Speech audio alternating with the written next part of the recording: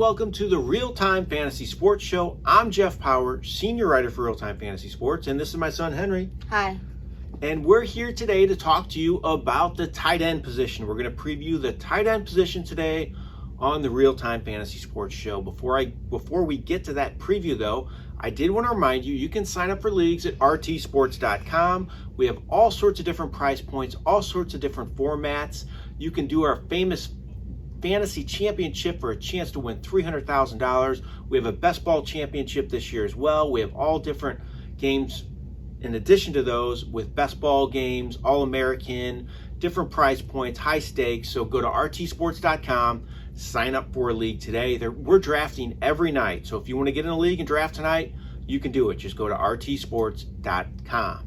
Now, Henry, let's talk about the always exciting tight end position. You ready for this? Yeah. All right, so first of all, before we get to our in-depth analysis here of players and who we're taking, who we're avoiding, how about just your approach to the tight end position this year? How do you go about taking a tight end? Well, I will go early on a tight end only if Kelsey or Kittle's there in about the third round.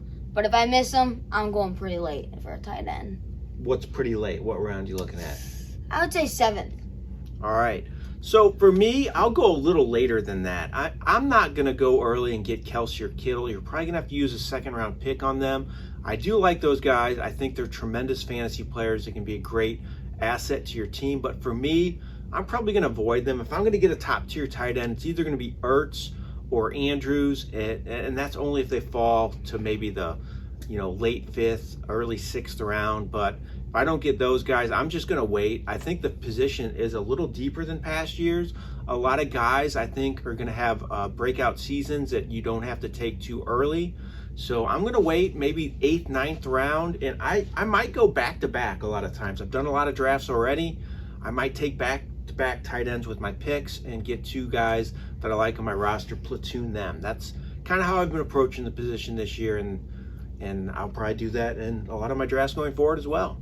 So, Henry, let's get into the position. So we talked about Kelsey and Kittle right now. They're 1-2, nearly everybody's rankings, and then 3 is Ertz.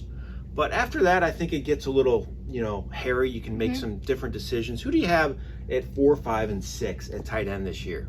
At 4, I have Mark Andrews. At 5, I have Darren Waller. And at 6, I have Evan Engram. All right, you have Engram at 6. So, Henry, mine are very similar, but I have one different. I have Andrews at 4, Waller at 5, and I have Hunter Henry at 6. I know Phillip Rivers is gone. Guy likes to use a tight end, but I still think Tyrod Taylor's going to look at him. And if he can finally stay healthy, I'm expecting big things from Henry this year. Finally have that breakout season. So I have him at 6, but I think it's okay. Your Engram selection's all right as well. All right, so let's talk about some of our targets this year at tight end, who players you're targeting. I'll go first with one, Henry. Okay. Eric Ebron's a guy I like a lot. He had 13 touchdowns just 2 seasons ago. Heads to Pittsburgh in an offense that has a history of using the tight end. Big Ben Roethlisberger has been a guy who's really looked at the tight end a lot. So I would not be surprised if Ebron has a big season. He doesn't have much to compete with for targets at tight end, gets a chance to start. I think his weekly ceiling is very high. I think he's going to get a lot of red zone looks as well. This is a guy I've been targeting, like I said, later in drafts, 9th, 10th round as my number 2 tight end. How about you, Henry? How about a player you're targeting? I like Noah Fant. I think Drew Lock showed that he liked to target the tight end last year, and I just feel like Fant's going to be the guy that's going to get the receptions and touchdowns. All right, I like Fant too. Another guy I've been looking at, Henry, in my drafts to start the season. And another player, Jack Doyle. So I just talked about Phillip Rivers and Hunter Henry not having him this year, but Jack Doyle gets Phillip Rivers. Phillip Rivers loves the tight end, likes to go to those guys often. I know Doyle hasn't done much since his huge 2017 season, but Eric Ebron's gone, this guy I just talked about, so that means Doyle's the guy in Indianapolis. I think he has a very good price tag too. Doyle, you can get him very late as a number 2 tight end. I think he's set up for a big season, so that's another guy I'm targeting, Henry. All right, flip side, guys you're avoiding this year, and you'll probably be a little confused because I have him rated 5th, but one guy I'm avoiding is Darren Waller. I still think he's going to have a decent season, but I'm just not sure he's going to be able to live up to last year. He was 4th overall in tight end scoring, first 1,000-yard season as a pro, but he was really the only dependable option in that Raiders passing game. They had just one receiver on the entire roster with more than 70 targets. And their leading receiver last year had 651 yards. That's a horrible, horrible season from the receiver spot. And Waller was a beneficiary of that, getting a ton of targets. He had 117 targets last year. I don't think that's going to happen this year. They have a lot of new young receivers on that roster in Las Vegas. And I think Waller's going to see a little bit of a regression in stats, and I'm not sure he's worth the price tag that he's going at right now. How about you, Henry? A guy you're avoiding at tight end? I do not like Rob Gronkowski. Bruce Arians has a history of not liking the tight end, so I feel like he's going to continue with that, and Gronk's just going into retirement. I just don't think he's a good fit for that offense. All right, I could see that, Henry. I'm not big on Gronk either this year. I think he might have some big games, but I think that's a good call on him. Another guy I'm avoiding is Joanie Smith.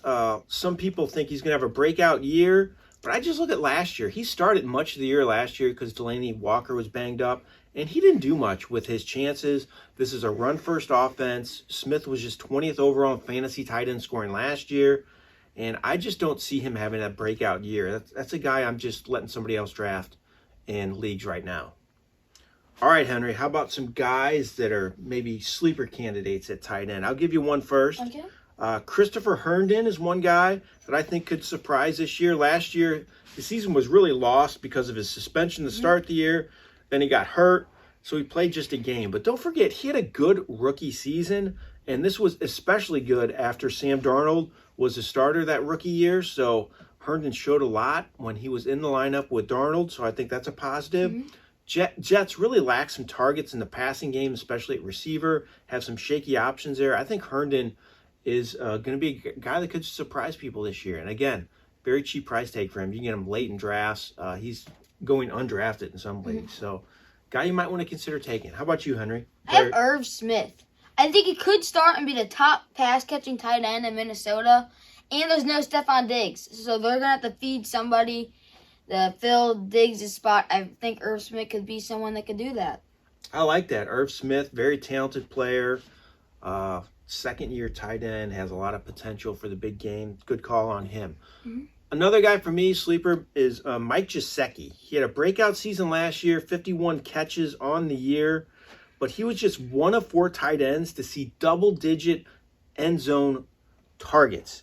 So just one of 4 players to get double-digit end zone targets at tight end. So he got looks in the end zone, didn't always produce with those chances, but I think he could build on last year, be a bigger part of the passing game from day one. Again, another player you can get later in drafts. He's ranked outside the top 10 by most fantasy experts. So I think Joseki's got a good price tag. Another guy I would consider taking if you want to wait on the tight end position. All right, Henry, we've done this with all of the other positions. I'm going to throw you out a couple names, and you're telling me who you're going to draft out of these 2 guys. Okay. So these are guys with similar ADPs, similar values, and some tough calls. And we're going to give our viewers and listeners out there our opinions on these tough decisions. First one, we got 2 guys pretty much changed spots. Austin Hooper, who signed a big deal with Cleveland, or Hayden Hurst, who is filling the spot of Hooper in Atlanta. Who do you like out of those 2? I like Hurst. I think Hooper's in an offense in Cleveland where they have tons of mouths to feed. And Hurst's only competition is really Julio Jones, I feel like. And Ryan targeted the tight end a lot. So I feel like Hayden's going to get some catches, and I think he's going to have a great year. I like Hurst too. I agree with you on this one. Moves away from Baltimore, finally gets a chance to start out of the shadows of Mark Andrews. Like you said, Austin Hooper got a ton of looks last year in this Falcons offense. Hurst could fill that role well. I think Hurst is a similarly talented player to Hooper too, so I think he can go right in and have a good season first year in Atlanta. Next one, Noah Fant, a guy you said you like a lot this year, or Tyler Higbee, who had a monster finish to his season in Los Angeles last year. Who do you like out of those 2? I like Noah Fant for most of the reasons I said earlier. I just feel like Locke really targeted Fant last year. I feel like Locke's going to be there the whole year. Fant's going to get some catches. I like Fant too. It's a close call, though. I'm just not sold on Higbee producing similarly down the stretch like he did last year. I mean, his numbers were crazy good, But they had some injuries at receiver, and also Gerald Everett wasn't there. I think when Everett's there, could cut into Higbee's playing time a little bit, take some of his targets away. I just think Fant might have a higher ceiling. Overall, I think Higbee might have the better stats on a weekly basis, but I think Fant has the higher ceiling for the bigger game on a weekly basis. So I'm going higher upside and taking Fant out of these two. All right, Henry, two veterans. So we just talked about two younger players. Two veterans, Jared Cook or Rob Gronkowski. I have a feeling I know what you're going to say here because you dissed Gronk earlier. Yeah. But who do you like out of those two vets? I like Jared Cook. I just don't like Gronk this year, like I said earlier. And Cook was 7th overall in tight end scoring last year. I feel like he's going to have a great year. Yeah, this is a close call for me. I'm going to disagree with you. I like Gronk a little more. I still think he'll have some big weekly games in this offense. I do think he'll disappear some weeks, though. Like you said, a lot of mouths to feed in Tampa. They have some great receivers, but Brady loves the tight end, loves Gronk, so I'm not totally discounting him. Both these guys are older players. I think the year off could help be beneficial for Gronk, getting healthy. So I favor him just slightly more than Cook. Last one, Henry, Darren Waller or Evan Engram. So these are guys that you had ranked close to each other. Yeah.